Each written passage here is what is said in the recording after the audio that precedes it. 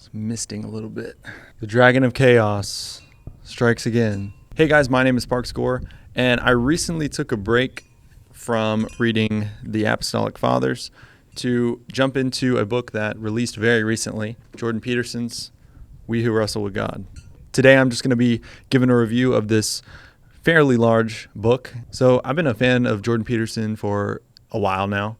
I first got introduced to him during all the culture war stuff, but what really made me fall in love with him was his lectures on the psychology of Genesis. This is where I really sort of got to dive deep, both into his psychology and also the richness of these stories. In my upbringing as an evangelical, the psychological richness of these stories was never really laid out for me in that way.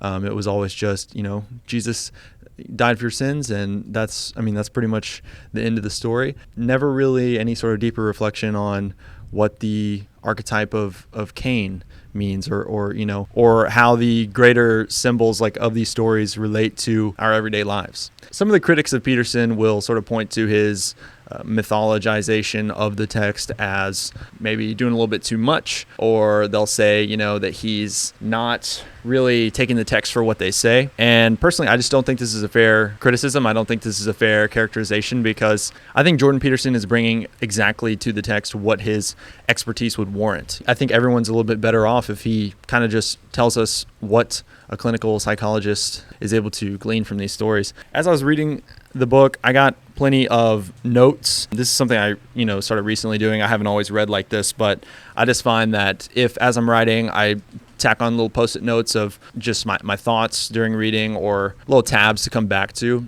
this helps me just kind of stay in the text.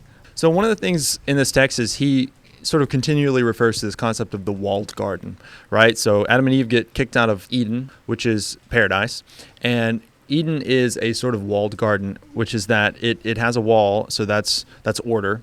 But then also it's a garden. And what's a garden? It's nature. It's the chaos of nature cultivated.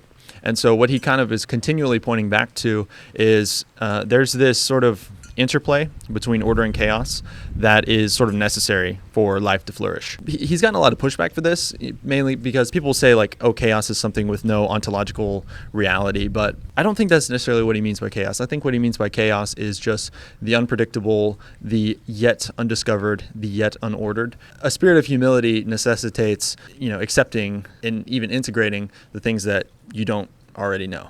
But so he characterizes the biblical characters in Genesis as these sort of archetypes of upward striving. And he kind of goes through each one of their stories and shows where they excel in this, but also sort of points out how the text comes to critique certain shortcomings of all of these characters.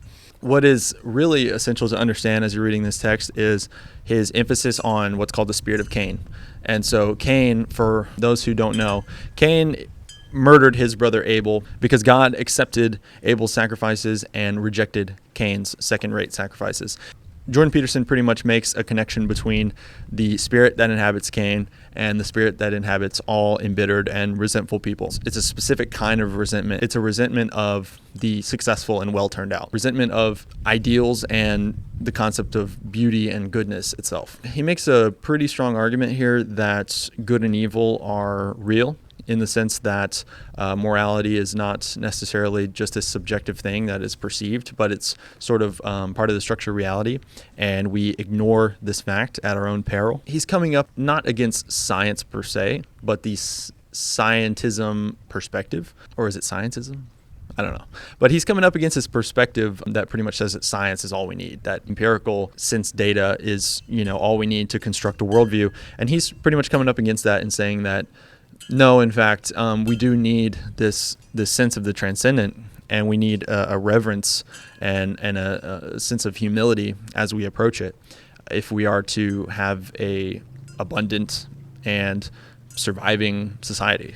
If you are already pretty familiar with Jordan Peterson's biblical lectures, this book is kind of just like a greatest hits of those. So if you're pretty familiar with those lectures to begin with, this book is kind of just going to be a rehash of a lot of these.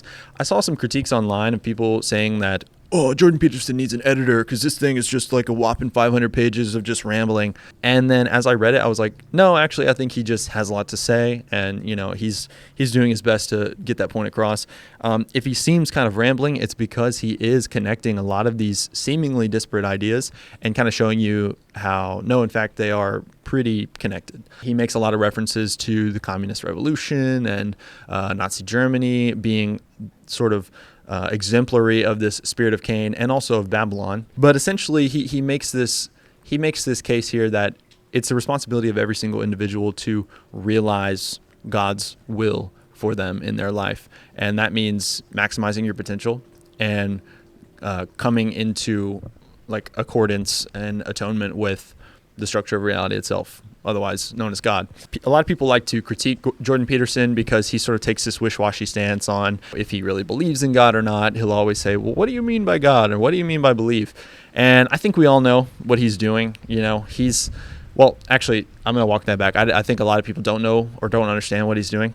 You see, Jordan Peterson comes from a scientific background.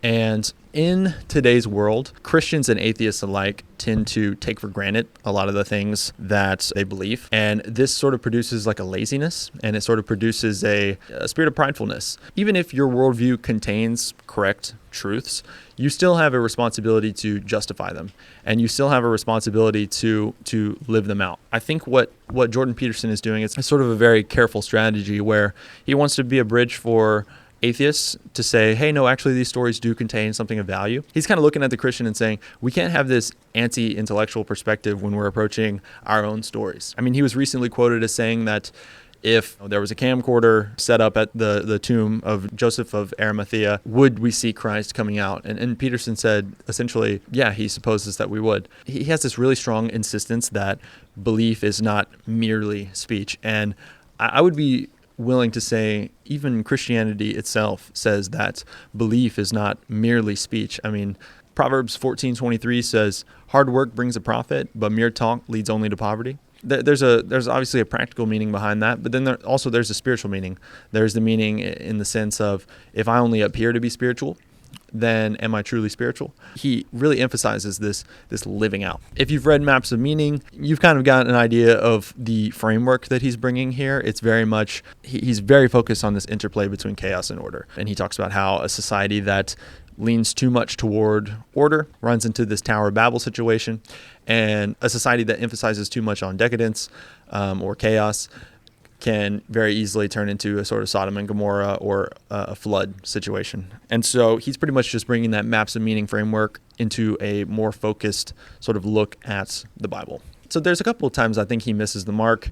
Like, for example, he's talking about the David and Goliath story, and he says that the true moral of the David and Goliath story is that the true hero is he who defeats the giant tyrant of the state.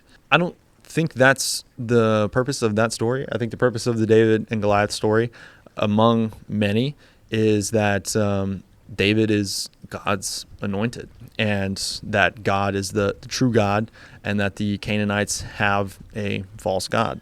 I mean, I guess you could make an argument that Goliath was like a tyrant of the state, but I don't know. To me, it just seemed like there was times where the connections he was drawing seemed a bit tenuous, but I think it's because he has this very specific view of what he's sort of aiming to draw out of these texts. And I mean, he can be forgiven for that because the work he does is very valuable in a lot of ways. You've kind of got to give it to Jordan because if you think about it, if he leans too far into the Christian identity, then he risks alienating purely rationalist or scientific inquirers like the atheists and stuff. For him and his public work, or perhaps you could even call it a ministry, I think this would be a sort of missed opportunity, because how many people have you heard say, you know what, I was an atheist, but because of Jordan Peterson's lectures, I began to take another look at the Bible stories. But pretty much what I want to say with this book is, I was anticipating this book for a very long time. I was very excited to read it.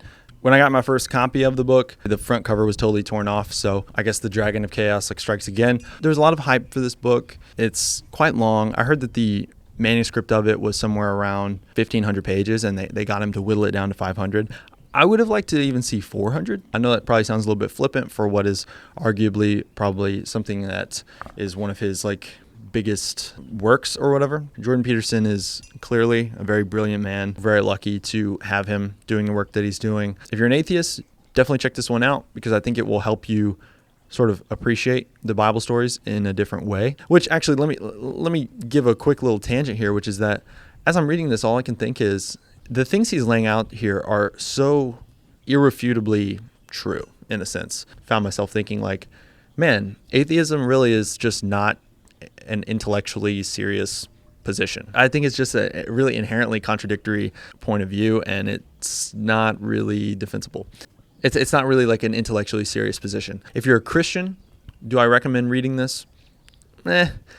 If you're really hell-bent on understanding like the psychology behind these biblical stories, then yeah, it could be a valuable read. I think you might be better served like reading the church fathers or reading some other text. Because I mean, this book is at Target. So, and I'm not trying to be flippant or anything. I'm just saying there are, I think, a lot weightier tomes that maybe go over the same thing in a bit more depth and with a bit more focus.